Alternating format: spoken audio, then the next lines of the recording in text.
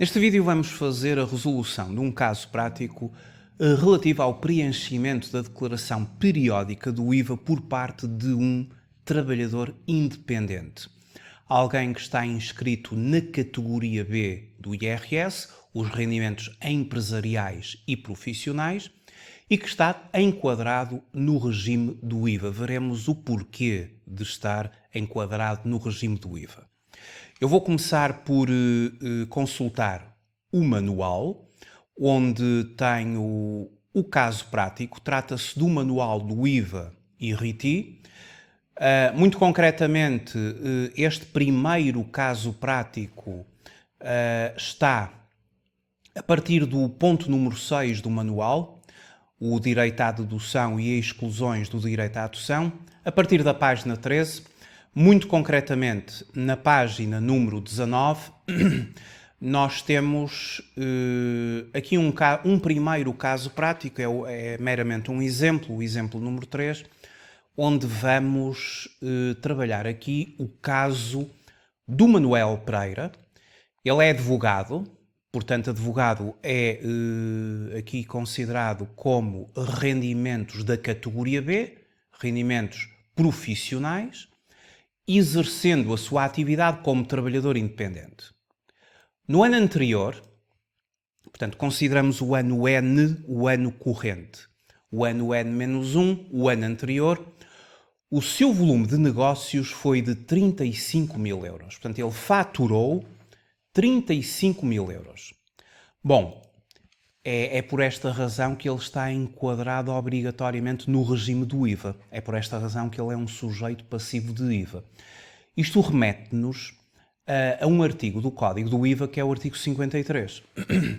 Esse artigo 53, e já agora eu vou consultar a partir do portal das finanças o Código do IVA, e o artigo 53 do Código do IVA é o artigo que respeita ao regime de isenção, âmbito de aplicação, e refere que beneficiam de isenção do imposto os sujeitos passivos que, não possuindo nem sendo obrigados a possuir uma contabilidade organizada para efeitos de IRS ou IRC, nem praticando operações de importação, exportação ou atividades conexas, nem exercendo a atividade que consista na transmissão de bens ou prestações de serviços mencionados no anexo E do presente Código, não tenham atingido, no ano civil anterior, um volume de negócios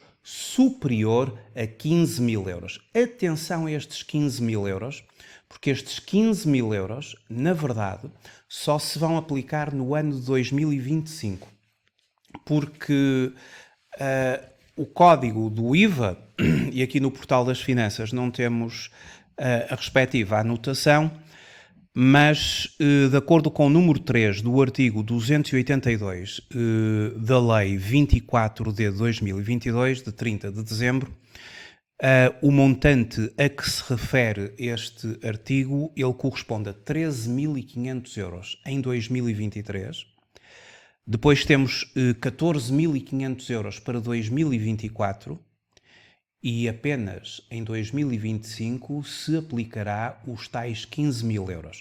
Portanto, em 2023 estamos a falar de 13.500 euros.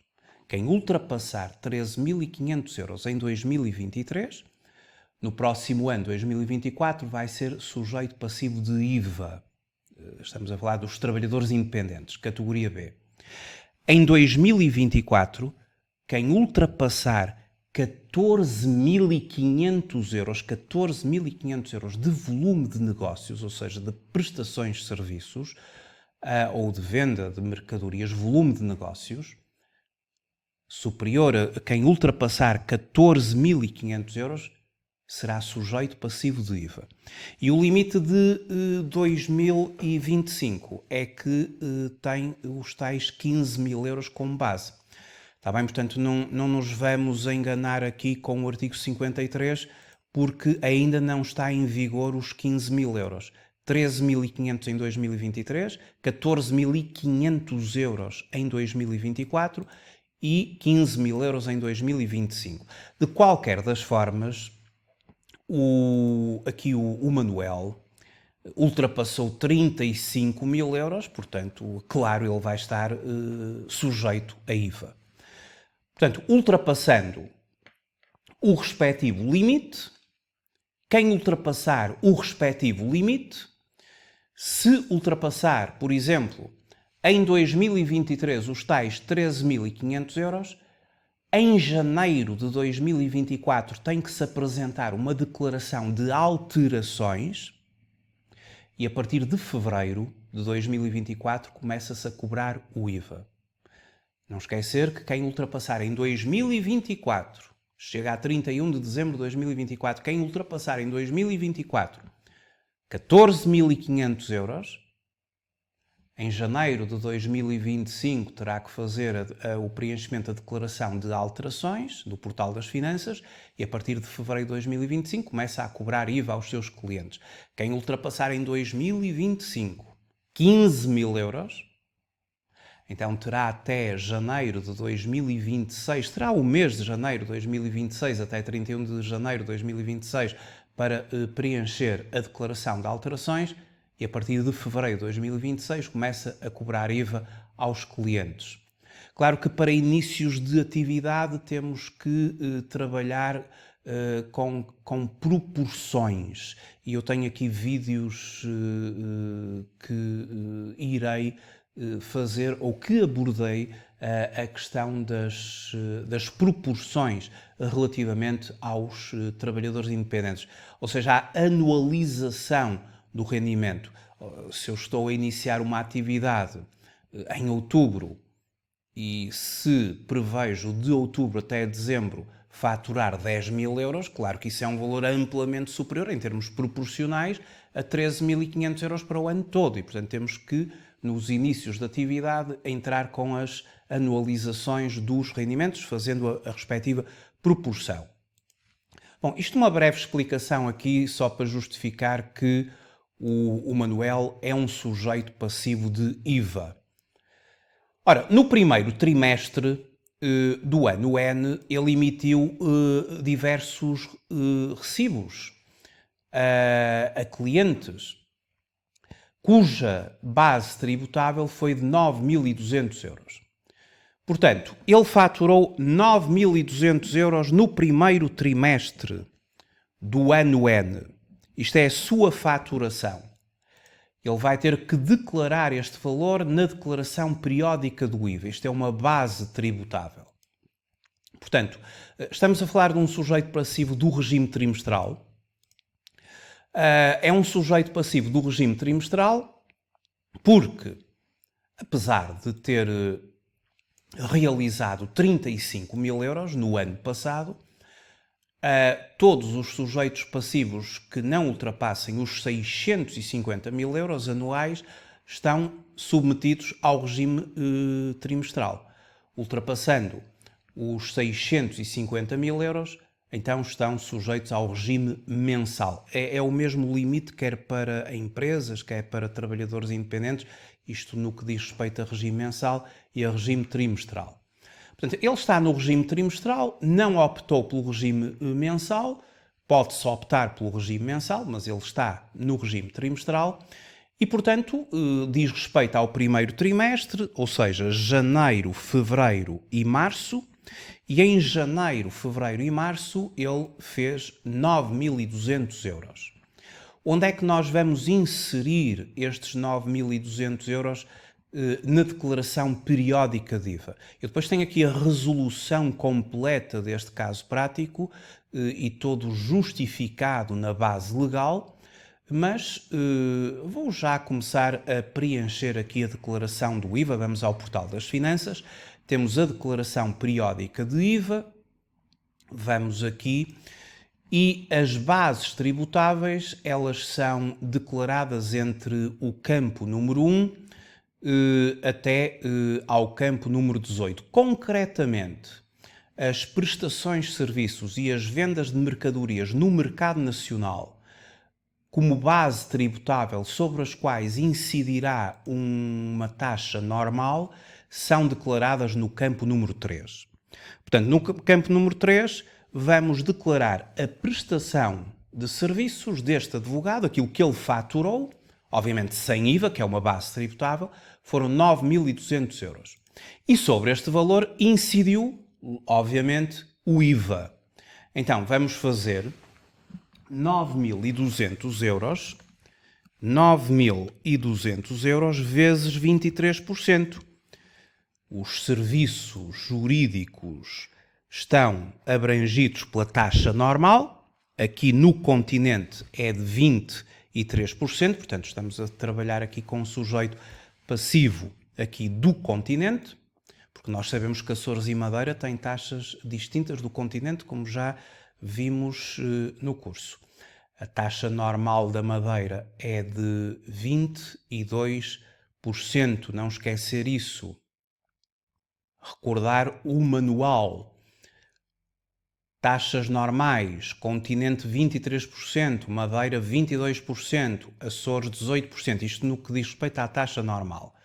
As taxas intermédias e as taxas reduzidas. Portanto, vê-se que aqui continente, Açores e Madeira têm taxas diferentes.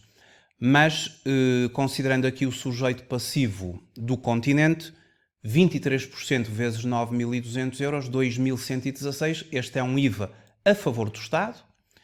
É um IVA que ele terá de pagar ao Estado porque cobrou este imposto aos seus clientes. No fundo, os clientes pagaram-lhe 9.200 euros mais o IVA. E, portanto, ele possui o IVA e vai ter de o pagar ao Estado. Todavia, os sujeitos passivos suportam IVA relativamente às compras. Compras de mercadorias, de matérias-primas, compras ou aquisições de outros bens e serviços e aquisições de ativos não correntes. Claro que no caso de um advogado, ele não compra mercadorias, mas faz consumos de outros bens e serviços e pode eventualmente adquirir ativos não correntes, nomeadamente um ativo fixo tangível, um ativo intangível, por exemplo, um computador para a sua atividade. E foi isso que ele fez.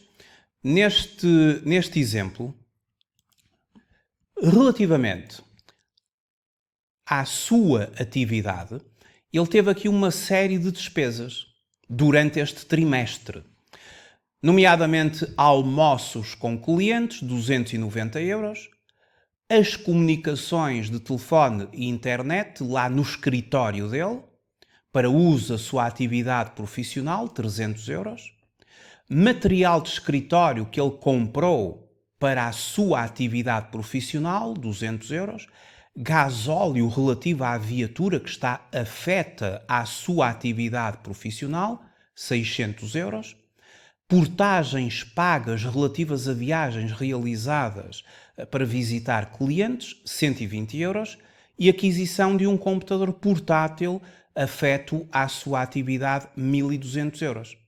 Então, durante aquele trimestre, durante este primeiro trimestre, consideremos que ele fez estas despesas. Bom, isto aqui são aquisições, compras de outros bens e serviços e temos aqui um ativo não corrente, um imobilizado, um ativo fixo tangível. Seria assim classificado se tivéssemos uma contabilidade organizada, seria um ativo fixo tangível, nomeadamente equipamento administrativo. Não tem contabilidade organizada, mas vai usufruir da possibilidade de deduzir o IVA suportado. Nós aqui temos as bases tributáveis, ou seja, os valores sobre os quais depois incidiu o IVA, suportou o IVA, pagou o IVA aos fornecedores e agora poderá usufruir do direito à dedução. Todavia, é preciso verificar o seguinte. Quando estamos a falar das deduções do IVA, importa fazer uma leitura atenta aqui ao Código do IVA, nomeadamente o artigo 19, artigo 20, artigo 21, artigo 22, que são artigos muito importantes relativamente às deduções do IVA. E muito especialmente aqui o artigo 21 do Código do IVA, que é o artigo das exclusões do direito à dedução. Em primeiro lugar, o artigo 19 do Código do IVA, que é o direito à dedução, refere que para apuramento do imposto devido, os sujeitos passivos deduzem, nos termos dos artigos seguintes, o imposto incidente sobre as operações tributáveis que efetuaram, nomeadamente o imposto devido ou pago pela aquisição de bens e serviços a outros sujeitos passivos.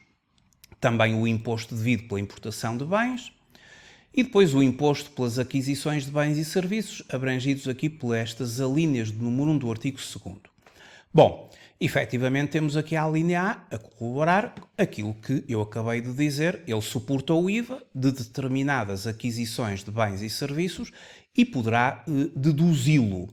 Depois o artigo 20, que são as operações que conferem direito à dedução, faz referência que só pode deduzir-se o IVA que tenha incidido sobre bens ou serviços adquiridos, importados ou utilizados pelo sujeito passivo para a realização das operações seguintes. Ou seja, transmissão de bens e prestações de serviços sujeitos a imposto e dele não isentas. No fundo, eu posso deduzir o IVA porque comprei bens, adquiri serviços que vão permitir, dentro da minha atividade, desenvolver a minha atividade e conseguir, a partir daí, obter um volume de negócios, obter vendas ou fazer ou realizar prestações de serviços. É que para desenvolver uma atividade, por um lado nós obtemos rendimento, mas por outro lado temos que fazer determinadas despesas relacionadas com a obtenção desse mesmo rendimento e que não fiquem fora da alçada efetivamente da realização das operações de vendas, as operações tributáveis. Por isso, o artigo 21 do Código do IVA, que é o próximo, estabelece uma série de exclusões do direito à dedução. Ou seja, o artigo 21 do Código do IVA estabelece um conjunto de despesas em que o sujeito passivo não pode deduzir o IVA suportado. Este artigo ele tem duas grandes partes. O número 1 é o elenco de despesas em que não se pode deduzir IVA, de todo, e depois o número 2 faz aqui um conjunto de exceções, ou seja, há aqui um conjunto de despesas e de aquisições que se permite, o legislador permite a dedução do IVA. Bom, eu vou então analisar as despesas do advogado e, à luz do artigo 21, verei se posso ou não posso deduzir o IVA. A primeira despesa, almoços com clientes, não permite deduzir IVA. Isto está bem definido no artigo 21. Número 1, exclui-se, todavia, o direito à dedução do imposto suportado nas seguintes despesas. E depois temos a linha D, despesas respeitantes a alojamento, alimentação, por aqui fora. Portanto, este tipo de despesas não é permitido deduzir o IVA. Portanto, não posso deduzir o IVA aqui, o IVA suportado com a despesa de almoços. Quanto às comunicações, para a atividade profissional, eu vou considerar que ele tem lá o escritório e que gastou 300 euros relacionados com o telefone, com a internet. Esta é a base dos 3 meses, não é? Isto aqui é o valor da despesa durante o primeiro trimestre. 300 euros vezes 23%, o IVA sobre as comunicações é 23%, corresponde a 69 euros. Portanto, ele vai poder deduzir o IVA suportado e temos aqui a base tributável de 300 euros. Relativamente aqui às comunicações, sim, é permitido deduzir o IVA. O artigo 21 não faz a exclusão. Depois temos o material de escritório para usar na atividade profissional. Material de escritório, canetas, papel, por aí fora, que ele necessitou, tinteiros para a impressora, gastou 200 euros durante o primeiro trimestre. Estes materiais de escritório, eles são, vamos considerar a taxa de 23%, portanto temos aqui mais 46 euros. 23% mais 46 euros. 200 euros vezes 23%, não é? Porque isto são bases tributáveis, estes são os valores que vêm na fatura, sobre os quais depois incidiu o IVA também vem lá na fatura, e foi 23% sobre 200 euros. Pois, ele tem uma viatura, vamos considerar que é uma viatura ligeira de passageiros, uma viatura de turismo, que está afeta à sua atividade, e durante este trimestre gastou 600 euros de gasóleo. Portanto, em que medida é que o gasóleo permite, a despesa do gasóleo permite deduzir o IVA nele suportado? Mais uma vez temos que abordar o artigo 21 do Código do IVA. A regra geral diz-nos o número 1, exclui-se do direito à dedução o imposto contido nas seguintes despesas. Despesas respeitantes, agora a linha B do número 1, despesas respeitantes a combustíveis normalmente utilizáveis em viaturas automóveis, e agora muito importante, com a exceção das aquisições de gasóleo, de GPL, de gás natural e biocombustíveis, cujo imposto é dedutível na proporção de 50%. A menos que se trate dos bens a seguir indicados, caso em que o imposto relativo a consumos de gasóleo, de gasolina, de GPL, de gás natural e biocombustíveis é 100% dedutível. E depois tem que se fazer aqui a leitura destas alíneas, que quando o combustível é afeto, por exemplo, a veículos pesados de passageiros, a veículos de transporte de mercadorias com peso superior a 3.500 kg, por exemplo, e todas estas estão referenciadas aqui, veículos licenciados para transportes públicos, com exceção dos rentacar, nestes casos a possibilidade de deduzir o IVA suportado com o gasóleo e também com a gasolina e o GPL e o GNV, o gás natural veicular, há uma possibilidade de deduzir a 100% o IVA suportado, mas não é o caso da viatura dele, porque ele não tem um tipo de viatura destas, ele segue a regra geral, e na regra geral a dedução do gasóleo é de 50%. Portanto, vamos deduzir 50%. Ou seja, vamos multiplicar aqui 600 euros por 23%, 600 euros vezes 23% dá 138, e vamos dividir por 2. Vamos deduzir 69 euros. Depois, em relação às portagens pagas relativas a viagens viagens realizadas a clientes para visitar os clientes, ele gastou aqui despesas respeitantes a portagens e foram 120 euros, não é permitido deduzir o IVA das portagens. E mais uma vez isto está no artigo 22 do Código do IVA. O número 1 diz: exclui-se todavia o direito à dedução do IVA suportado nas seguintes despesas. E a linha C: despesas de transporte e viagens de negócio do sujeito passivo do imposto e do seu pessoal, incluindo as portagens. Não podemos deduzir o IVA incluído aqui, ou esta base que esteve sujeita a IVA relativamente às portagens. Portanto, no fundo, eu só vou conseguir deduzir as comunicações, o material de escritório e metade do IVA suportado no gasóleo. E depois, para finalizar, tem a aquisição de um computador portátil. Um computador portátil é considerado um ativo não corrente, é um ativo fixo tangível.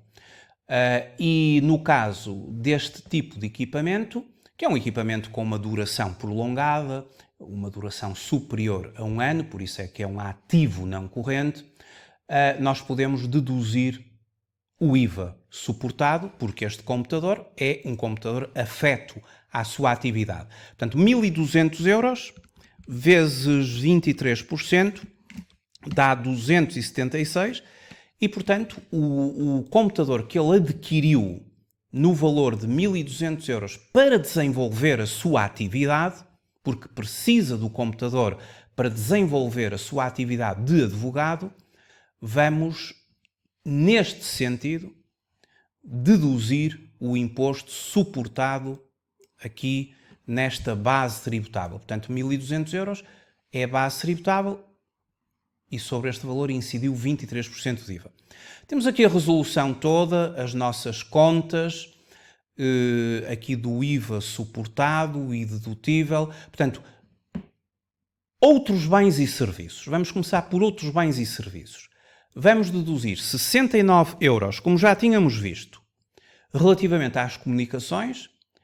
Vamos deduzir mais 46 euros relativos ao material de escritório e vamos deduzir metade do IVA suportado com gasóleo, só metade, conforme eu já tinha explicado, ou seja, mais 69 euros.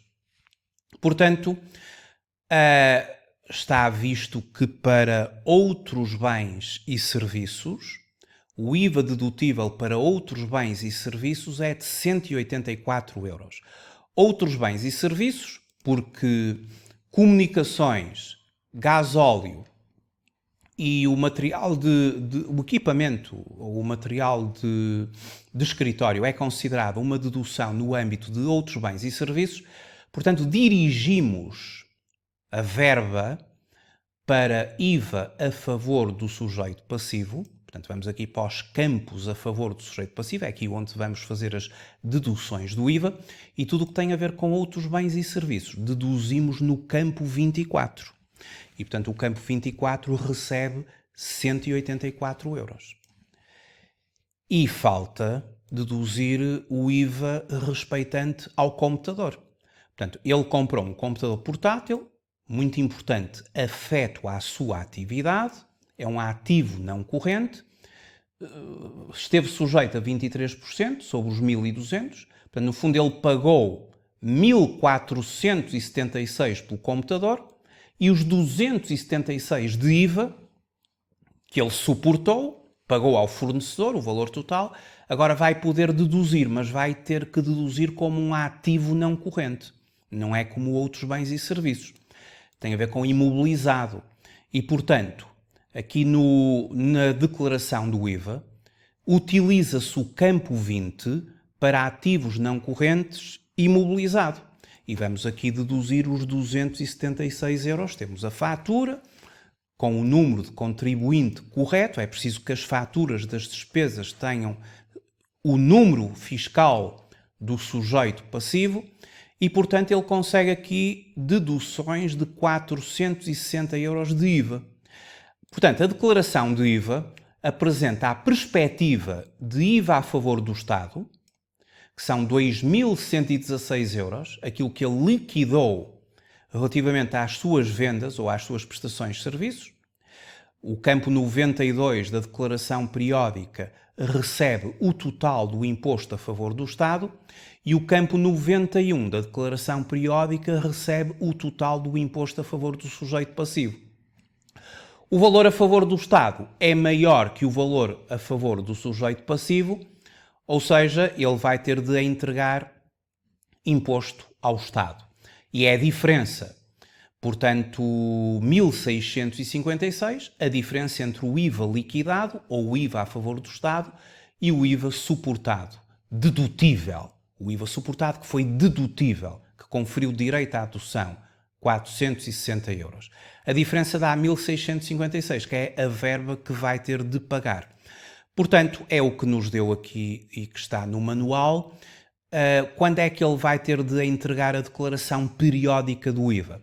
Bom, ele está no regime trimestral, mas se quisermos saber as datas de entrega ou os prazos de entrega das declarações periódicas do IVA, consulta-se aqui no código do IVA o campo 41, que é o prazo da entrega das declarações periódicas. E as declarações periódicas, elas, no caso concreto do regime trimestral, é o artigo 41, número 1, a linha B, que diz que as declarações periódicas de IVA, portanto, esta declaração que eu agora acabei de preencher, elas têm de ser entregues até ao dia 20 do segundo mês seguinte ao trimestre. Estávamos a falar do trimestre janeiro, fevereiro, março, portanto, temos de entregar até 20 de maio, até 20 do segundo mês seguinte ao trimestre, do ano civil a que respeitam as operações, no caso sujeitos passivos, com volume de negócios inferior a 650 mil euros. os sujeitos passivos com volume de negócios inferior a 650 mil euros estão em regime trimestral. Podem optar por regime mensal. Já agora, quem está no regime mensal, e que são aqueles que ultrapassaram ou igualaram os 650 mil euros no ano anterior, a declaração é entregue até ao dia 20 do segundo mês seguinte àquele que respeitam as operações. Portanto, entrega-se a declaração mensalmente, sempre até ao dia 20 do segundo mês seguinte àquele que respeitam as operações. No caso aqui do advogado, como ele está no regime trimestral, ele entrega até ao dia 20 do segundo mês seguinte ao trimestre, janeiro, fevereiro, março, primeiro trimestre, segundo mês seguinte, maio, até ao dia 20 de maio, entrega a declaração.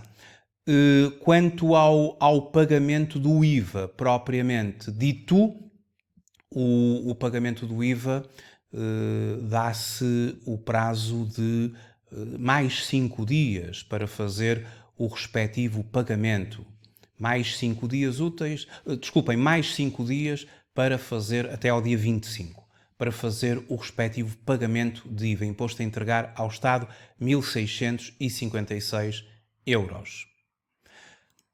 Então temos no manual a resolução completa aqui deste exercício. Seguiremos depois na próxima videoaula para o conceito de um sujeito passivo misto, o que é o método da afetação real e o método do prorata. É a próxima matéria que vamos abordar aqui no nosso curso. Muito obrigado por ter visualizado este vídeo. Até uma próxima oportunidade. Até breve.